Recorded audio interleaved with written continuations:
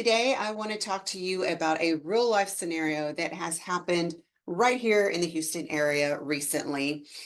A physician's assistant was offered a job at Texas Children's Hospital, but after relocating was told there was a hiring freeze. This situation can be a nightmare for both business owners and job seekers, and it really highlights the importance of communication and planning. So let's dive into what business owners and job seekers can do to avoid this kind of situation. I just imagine the stress. You've packed up your entire life. You've moved to not only a new city, but a completely new state that's thousands of miles away. And then you're told that the job that you were counting on is no longer available due to a hiring freeze. It's not just disappointing, this is a life-altering moment that could have been avoided with better processes. So I am sharing my screen with you now. I want to go over the detailed information in here so that we get a clear understanding of what has transpired and what has happened, at least to the best of our ability. Again, a woman is suing Texas Children's Hospital for $400,000 after she claims that she accepted a job offer and moved her family from California to Texas, only to be told that she is no longer going to be hired. She was an emergency room doctor, had a great job, great career. She took the job at Texas Children's Hospital because she is passionate about children. She wanted to work with children and she wanted to give children new hope, sick children new hope in their families. Everything was set. She was ready to go. She was hired in April. And in late May, when she went to the hospital to finish her paperwork and her health screening, she was told that they were putting the job on hold.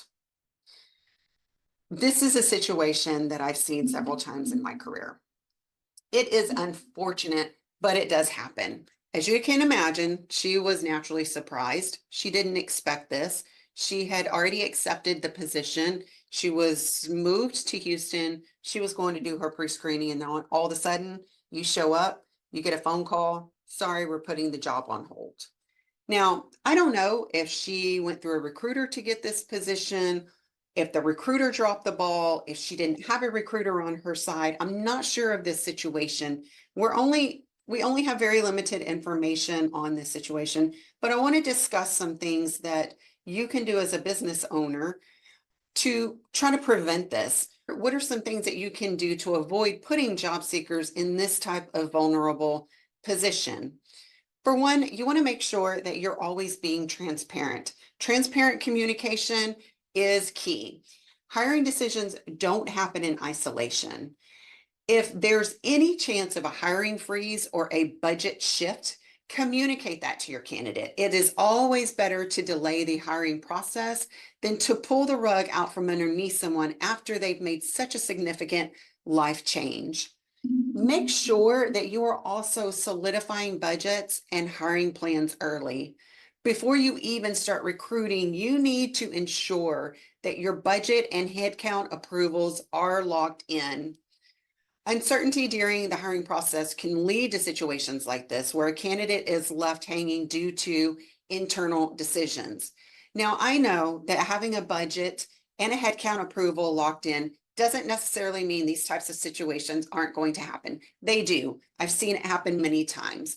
But at least if you've got that part taken care of, you already know going in whether you're going to be able to afford this candidate, not afford this candidate. If there's hiring freezes in place, typically business owners know this. Not all hiring managers know it. So as a hiring manager, I highly recommend that you make sure that you're staying up to date with what's happening within your organization in order to avoid this type of situation. If the situation does happen, if unforeseen circumstances like a hiring freeze does happen, then try to be ready with some alternatives. Maybe offer contract work or freelance options while the hiring freeze is in place. Don't just leave the candidate with nothing after they have invested in you. Now, I want to scroll down here and take a deeper look. When she asked Texas Children's Hospital how long they were aware of this situation, They told her that it's been going on for 2 months. She was offered the job 2 months ago. So they were already aware that there was a situation. Why didn't they even inform her? Why didn't they tell her? That's what she's asking. Why didn't you even tell me or inform me? It doesn't say that she got an answer, so I'm not sure what that answer was, but there's no reason why this situation should have happened. She moved to Texas. It says right here that she spent approximately $20,000 to $30,000 for the move. And I would say that's probably a little on the low side. Let's be realistic. If you have a house to sell, realtor fees can eat up that $20,000 to $30,000 depending on how much your house is. But when you have to get out of a lease, that's an expense. If you don't own a house and you have to get out of a lease, that's an expense. You have to hire movers, most likely, who can move by themselves an entire house. So I would say that the $20,000 to $30,000 is probably a little bit on the low end.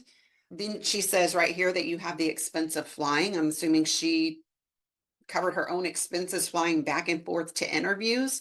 So let me switch gears here just based on this information here.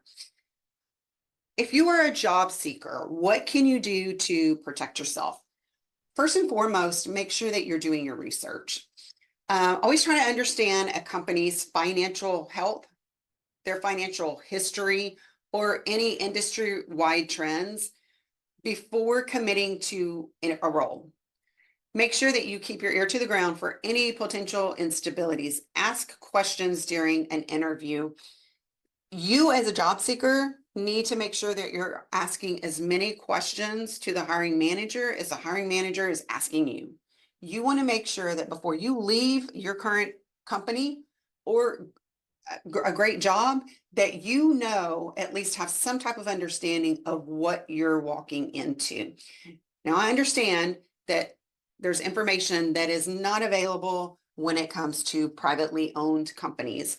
If you're a public company, it might be a little bit easier to do a Google search to see if ABC company has ever filed for bankruptcy. Typically, it's going to pop up somewhere. Make sure also that as a job seeker that you're getting everything in writing. Ask for written confirmation of the job offer, the start date, what all is included in your package that you're going to be getting, whether it's your salary, your bonuses, your commissions, any type of benefits, paid leave, vacation time, that all needs to be done in writing. I see sometimes where candidates get very excited because they've landed their ideal job with their ideal company, and they don't always get everything in writing. This is going to backfire on you at some point, so make sure you're getting everything in writing. A company is not going to tell you we're not going to hire you because you want an offer in writing. That's not going to happen. If they do, then you need to walk away anyway. Also, make sure that you consider relocation with caution. If the role requires you to relocate, make sure that you're negotiating relocation assistance or some type of financial safety net in case things don't go as planned. I am not sure what happened here. Companies that are serious about bringing you on board, they're going to be willing to invest in your move. Her spending $20,000 to $30,000, it sounds, based on what I'm reading, that she was flying herself back and forth. If a company that wants to hire you is not investing in you, then you need to think twice about that. So make sure that you're asking for some type of relocation. I've also had candidates be offered $1,500 for a relocation. You can't move for $1,500. They've taken it. I always recommend going back to the company. You're offering me $1,500. There's no way I can move for $1,500. Can you give me $2,500 relocation assistance? So even $2,500 is not enough to get you moved, but you negotiate. That's just an example that I'm using. You need to make sure that you're negotiating with the company, because if they really want you, if they really value you and your experience, they're going to be willing to help you relocate. They may not take 100% of the cost on, but they might take 75%. You don't know till you ask. So make sure that you're protecting yourself in that way. And then what are some of the things that can be done from a business standpoint and a job seeker standpoint. Situations like this one at Texas Children's Hospital it's very unfortunate, but a lot of these situations can be prevented. Business owners can build better systems, and job seekers can take steps to make sure that they are safeguarding themselves. If you've experienced something like this, or someone that has, and it doesn't matter, if you have strategies for either side of this equation, whether you're a business owner, you're a hiring manager, or you're a job seeker, I'd love to hear from you. I would love to see your comments below. I want to keep the conversation going because communication and planning are really key to preventing these type of career disruptions from happening. So I would like to hear, are you a business owner? Has this happened to you? Have you been blindsided by maybe losing a contract and you had to put your hiring on hold for all of your positions?